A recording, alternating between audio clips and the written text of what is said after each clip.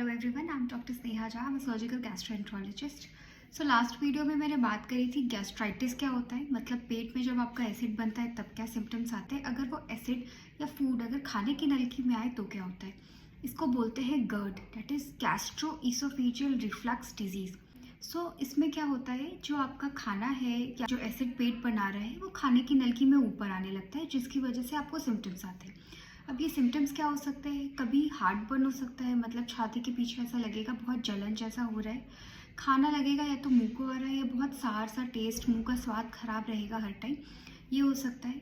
कुछ इसके अलावा एक्स्ट्रा इसोफेजियल मतलब खाने की नलकी के अलावा जो है, ये अगर एसिड ऊपर आ गया तो ये रेस्पिरेटरी सिस्टम जो आपका सांस की नलकी है उसमें जा सकता है, जिसकी वजह से आपको क्रॉनिक कफ, बहुत खांसी रह सकती है, आपकी आवाज़ में थोड़ी खराश रह सकती है, अस्थमा की दिक्कत हो सकती है। और कुछ मरीजों में तो डेंटल प्रॉब्लम्स भी होने लगते हैं, दांत भी काले काले होने लगते हैं, क्योंकि एसिड अगर मुंह तक आ रहा है तो वो दांतों को भी इफेक्ट करने लगता है। तो ओकेजनली भी सपोज आपने बहुत हैवी खाना खा लिया, पार्टी थी, कुछ खा लिया, तो भी ये सिम्टम्स आ सकते हैं। पर कम दिया गया है बॉदरसम, अगर आपको ये बॉदर कर रहा है आपकी डेली एक्टिविटीज़ में, आपको दवाई लेनी पड़ रही है, प्लस इसके साथ कुछ सपोर्टिव चीज़ें हैं, जैसे लेटने पे वो और बढ़ जाता है, खाना खा लिया तो और होने लगे। इसके अलावा अगर आपको हमने दवाई दी गैस वाली, इससे आराम आ गया, तो वो भी सपोर्ट करता है कि आपका डायग्नोसिस GERD बन रहा है। तो बस क्या GERD डायग्नोसिस करने से एंडोस्कोपी करना ज़रूरी है? सो पेशेंट्स आते हैं ओपीडी में and they ask, ma'am endoscopy कर दीजिए, हमारी एंडोस्कोपी करवा दीजिए। क्या हर GERD के मरीज को एंडोस्कोपी की ज़रूरत है? So the answer is no. अगर अलार्मिंग सिम्टम्स होते हैं जो हम पहले ही हिस्ट्री में आप पूछ लेते हैं, अगर पेशेंट को अलार्मिंग सिम्टम्स नहीं है तो उनको एंडोस्कोपी की ज़रूरत नहीं है। अब क्या है ये अलार्मिंग सिम्टम्स? खाने में दिक्कत हो रही है, खाना अटक रहा है, खाना खाने में दर्द हो रहा है, वो भी अलार्मिंग सिम्टम है। या फिर पेशेंट को अनीमिया है, और या फिर काली चिपचिपी लैट्रिन आ रही है, या उल्टी में कभी खून आ रहा हो, या अनएक्सप्लेन वेट लॉस हो रहा है, पेशेंट खा तो रहा है पर वजन नहीं बढ़ रहा है पेशेंट का, या फिर उल्टी आई जा रही है परसिस्टेंटली, दवाइयों के बाद भी कोई इम्प्रूवमेंट नहीं हो रहा है। तो these are the alarming symptoms, जिनमें हम, अगर पेशेंट पहली बार भी हमारे पास क्लिनिक में आता है और क्लिनिकली हमारे को लग रहा है कि पेशेंट GERD है पर ये अलार्मिंग सिम्टम्स प्रेजेंट है, तो हम उनको एंडोस्कोपी की एडवाइस करते हैं।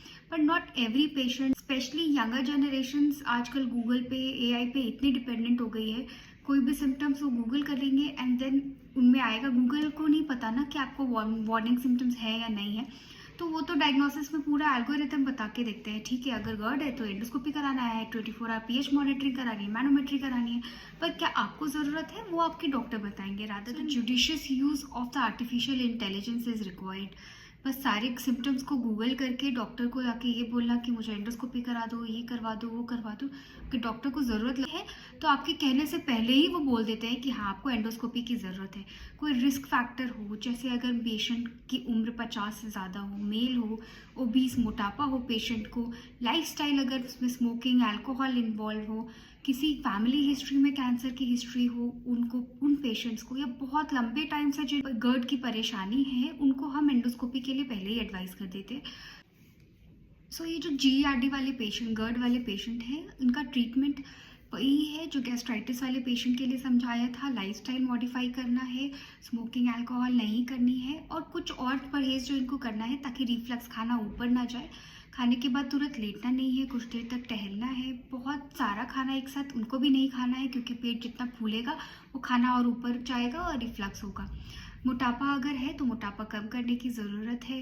कार्बोनेटेड चीज़ें बहुत नहीं लेनी है क्योंकि रिफ्लक्स करा। तकिया लगा के एटलीस्ट 45 डिग्री एंगल में आप सोएं ताकि वो खाना जो है वो ऊपर खा ना जाए। प्लस गैस की दवाइयाँ हैं, हम रिकमेंड करते हैं ये देना। अच्छा, एक ये बात है कि जो गैस की दवाई है, ऐसा सकता है लॉन्ग टर्म ट्रीटमेंट की ज़रूरत पड़े। जो इंडिकेशन बुक किताबें कहती है हमारी, कम से कम 4 से 8 हफ्ते लग सकते हैं ये चीज़ ठीक होने में।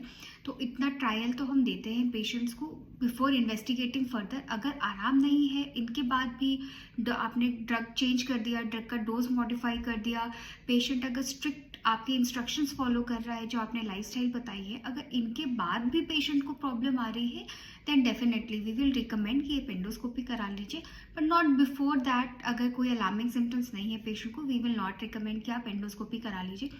And this is not my personal view, this is the guidelines जो हम फॉलो करते हैं।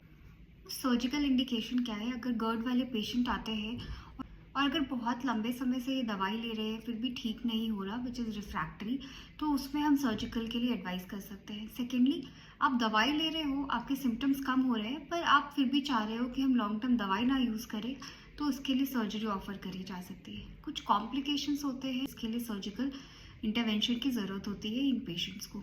Thank you for watching. Please like and subscribe my channel. If you have any questions regarding GERD, please comment in the comment box. Thank you.